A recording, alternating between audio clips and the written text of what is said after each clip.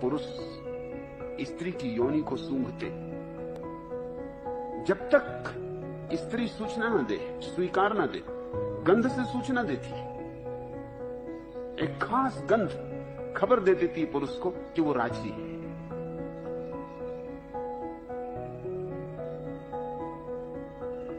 लेकिन हमने तो बहुत तरह की गंधें ईजाद कर ली। हमने इतनी गंधें ईजाद कर ली हैं कि आज तय करना मुश्किल है कि कौन सी गंध किस व्यक्ति की सहज गंध।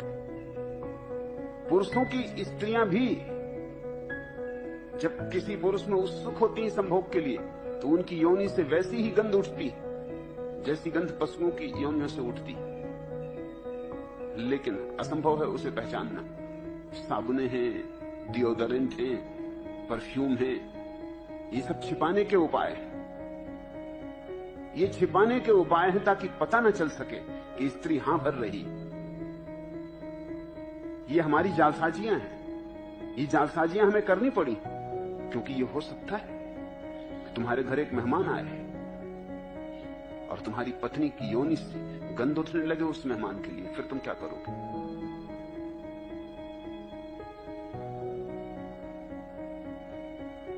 नियमों का, कानूनों का कोई बंधन प्रकृति पर नहीं। हो सकता है वो आतुर हो जाए, कामातुर हो जाए उस मेहमान के प्रति, तो तत्क्षण उसका शरीर गंध देगा, लेकिन वो गंध तुम्हारी सारी सामाजिक व्यवस्था को तोड़ देगा। तो उस गंध को छिपाना जरूरी है। तो हम गंधों की परतें लेपे हुए हैं अपने ऊपर, फिर उनके ऊपर वस्त्रों को लपेटे हुए हैं ताकि पता ना चल सके। तो ऊपर ऊपर शिष्टाचार चलता रहेगा। अब जैसे अगर कोई पुरुष किसी स्त्री में उत्सुक हो जाए तो उसकी जन्नेंद्री तत्क्षण खबर दे देगी कि वो उत्सुक हो गया। इसलिए वस्त्रों में ढांक के रखना जरूरी है ताकि ऊपर ऊपर वो शिष्टाचार बताता रहे और भीतर भीतर जलता रहे काम अग्नि में। हमने मनुष्य को अप्राकृतिक कर दिया है, पाशविक नहीं, अप्राकृतिक। कोई पशु अजायब घरों को छोड़ के होमोसेक्सुअल नहीं होते, समलैंगिक नहीं होते। हाँ, अजायब घरों में हो जाते। अजायब घर की अजीब स्थिति, इसलिए तो उसको अजायब घर कहते। अब बंदरों को बंदरों के साथ रख दिया, उनको बंदरियां मिलती नहीं, तो बंदर बंदरों पर हमला करने लगते। मजबूरी है, कोई उपाय नहीं। उनकी नैसर्गिक वृत्ति को कोई तृप्ति नहीं मिल रही, तो तृप्ति पाने के लिए कोई भी उपाय करेंगे। जो हम मनुष्यों के साथ करते हैं वही हम पशुओं के साथ करने लगे। लड़कों को हॉस्टल में रख दिया, लड़कियों से अलग कर दिया। 14 साल की लड़की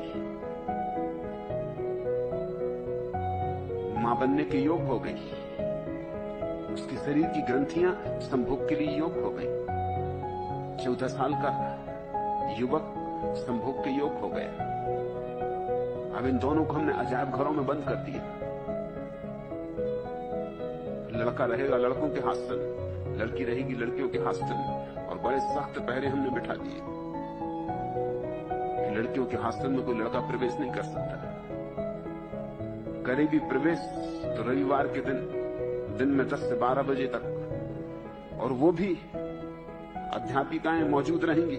उनकी मौजूदगी में कुछ बातचीत करनी हो तो कर लो, और सबूत देना पड़ेगा कि भाई हूं, पिता हूं, रिश्तेदार हूं। अब इसके दुष्परिणाम होंगे। इसके दुष्परिणाम ये होंगे कि लड़के लड़कों के साथ ही लैंगिक व्यवहार शुरू कर देंगे।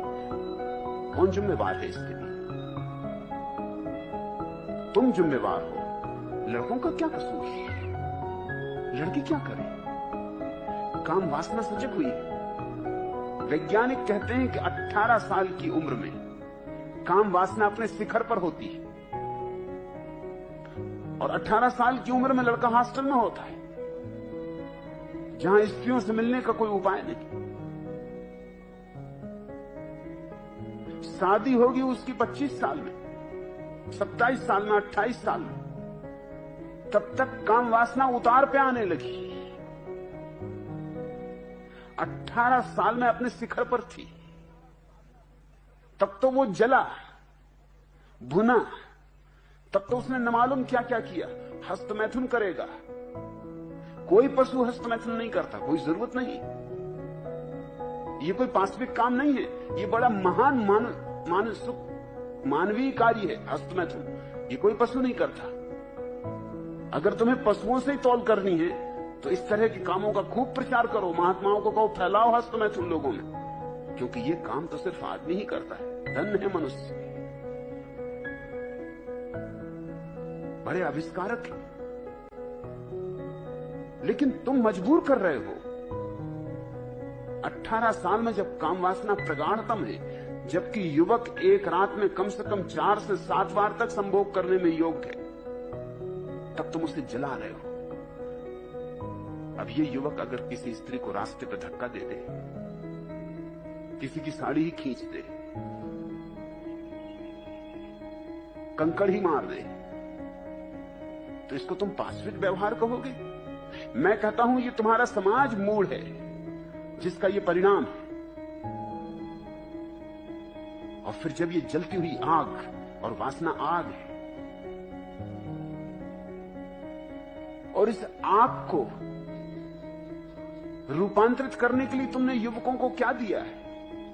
तुमने कोई कला दी उन्हें, तुमने कोई ध्यान दिया उन्हें, तुमने कुछ योग दिया उन्हें कि वो इस अपनी कामाग्नि को परिवर्तित कर लें, रूपांतरित कर लें? वो तो कुछ नहीं दिया। हां, तख्तियां लटका दी हैं कि ब्रह्मचर्य ही श्रेष्ठ जीवन। तख्तियों से कुछ होता है? महात्मा गण आते हैं, वो कहते हैं ब्रह्मचर्य ही श्रेष्ठ जीवन। समझा रहे हैं महात्मा गण की ब्रह्मचर्य ही श्रेष्ठ जीवन। और महात्मा गणों के जीवन में भी कोई ब्रह्मचर्य नहीं। सबको उनका जीवन भी पता है। तुम्हारे ऋषि मुनियों के जीवन में कोई ब्रह्मचर्य नहीं था। छोड़ो ऋषि मुनियों के, तुम्हारे देवी देवताओं के जीवन में कोई ब्रह्मचर्य नहीं।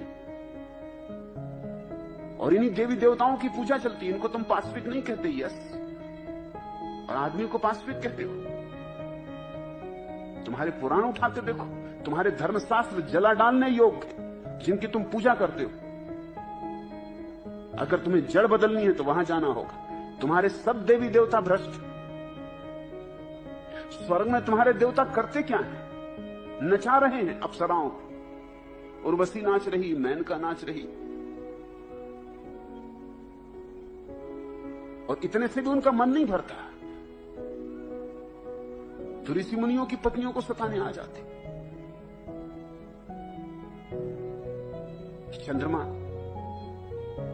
उतर आता है छिप के किसी ऋषि की।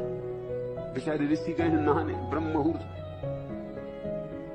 तब मैं समझा कि क्यों ऋषियों को ब्रह्म मुहूर्त में नहाने भेजते।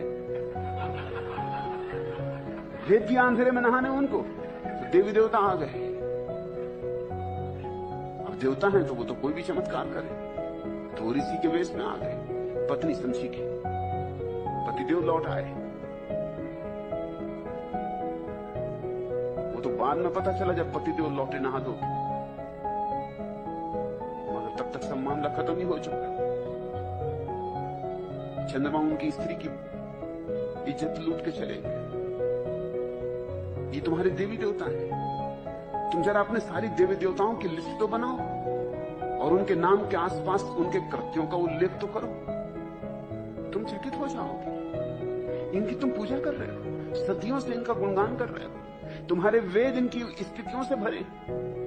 हे इंद्र देवता, हे चंद्रदेव, हे सूर्य देव, मगर इनकी कारगुजारियां तो देखो।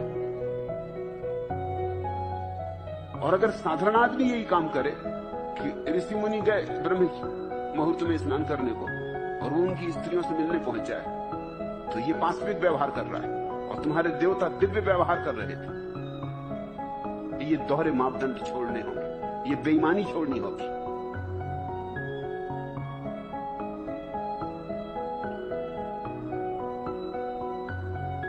पशुओं में न तो हस्तमैथुन है न बलात्कार है।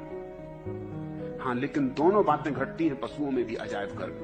अजायब घर के जो लोग निरीक्षक हैं वो लोग चकित हुए कि क्या बात है, जंगल में ये बातें नहीं होती, अजायब घर में क्यों होती। बात सीधी साफ है, इसके लिए कोई बहुत बड़े शोध कार्य करने की जरूरत नहीं है। छोटी मोटी बुद्धि का आदमी भी समझ ले कि बात सीधी साफ है। तुमने यहां वही काम कर दिया जो तुमने आदमियों के साथ किया। तुमने बांट दिए, यहां बंदरों को एक कटघरे में कर दिया, बंदरियों को दूसरे कटघरों में कर दिया, उपद्रव शुरू हो जाएगा, अड़चने शुरू हो जाएंगी। स्त्रियां भी हस्त मैथुन में पड़ जाती, मगर स्त्रियां पकड़ी नहीं जाती, उतनी आसानी से नहीं पकड़ी जा सकती जितनी आसानी से पुरुष पकड़े जा सकते, क्योंकि स्त्रियों की जो यौन यंत्र की व्यवस्था है वो आंतरिक है, पुरुषों की यौन यंत्र की व्यवस्था बाह्य है, वो जल्दी पकड़े जा सकते हैं। इसलिए लोग सोचते हैं आमतौर से, अगर दो पुरुषों में बहुत दोस्ती हो और गले में हाथ डाल के और फिल्मी गीत गाते हुए तुम उनको जाते देखो तो शक होता है, मगर दो स्त्रियां खूब सहेली हो गहरी तो तुम्हें शक नहीं होता। क्यों? उनको कहते वो सहेलियां हैं, और ये पुरुष, इन पर शक होने लगता है। लेकिन जो इन पुरुषों में हो रहा है वही स्त्रियों में हो रहा है, कुछ फर्क नहीं। ये दमित वासना